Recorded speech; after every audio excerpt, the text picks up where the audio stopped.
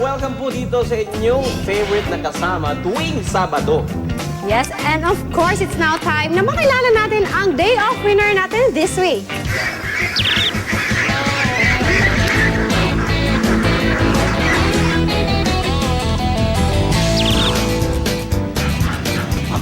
Pagdating daw sa patukaan at itlogan ng mga ibon, siya ang maasahan.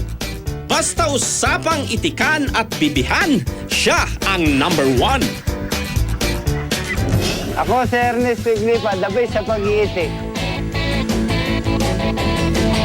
Matagal-tagal na rin daw si Ernesto o mas kilalang bilang Esto sa ganitong uri ng trabaho. Yung pag-iitik, mga 26 years na ginagawa ko. Ang ginagawa ko dito sa farm, nagpapakain ng itik, namumulot ng itlog, tapos naging huhugas ng itlog na mahala.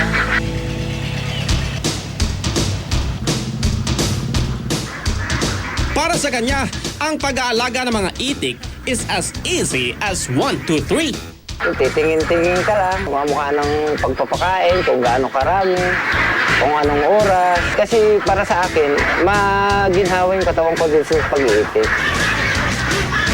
But of course, paminsan-minsan tinutuka rin si Kuya ng mga problema.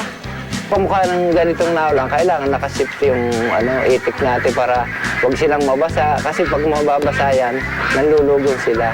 Nawawala ng itlog. At minsan, nagtatampo din daw sa kanya ang kanyang mga alaga. Sabi naman ba, naglilimlim ang itik.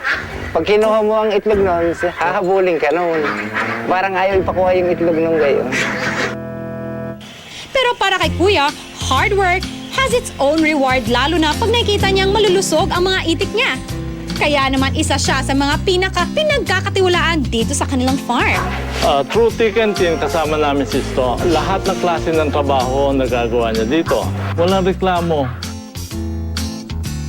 Ang 200 pesos na kanyang kinikita araw-araw ang kanyang ginamit upang itaguyod ang kanyang pamilya.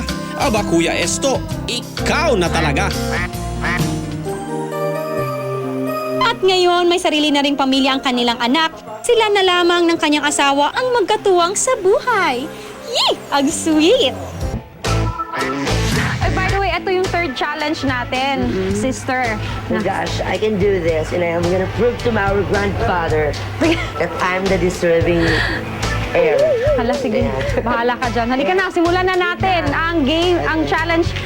Okay. Okay, ready na kami, Kuya! Ready, set, go! Yes! Ay! Ay! Hindi pala! Sorry! Ay! Lagi ka... As our final challenge, kailangan namin punuin ang isang tray ng itlog. Parte din kasi ito ng trabaho ni Kuya Esto.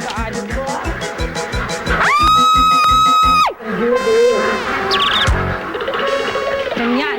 Ba't may sumasama? Nasan pa? Dax! Oh my God! Ang lapit sa kanila! Kasama ba yan? Ang lapit sa kanila! Ay! Oh my gosh! Oh, mainit pa siya, mainit. Oh my gosh! So dirty! Sana wala namang spiders dito. Ay! Ay! Wala na dyan. Ayan, there's the eggs! A lot of eggs today. An egg a day keeps the doctor awake.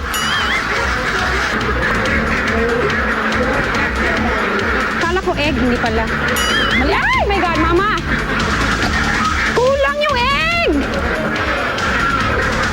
Ay! Sorry. Wala nang egg! Oh my God! Kulang yung egg. Oh my, I'm almost done.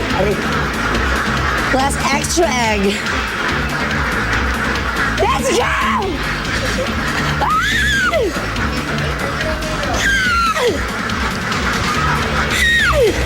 Ayan, Jenny! Yes! Yes! Tandaan, kuya, ha? Meron pa akong extra egg na binigay. Ako. I'm so sure my sister Isabella out there is still struggling with the eggs. Sabi ko na nga. Basta pagdating sa eggs.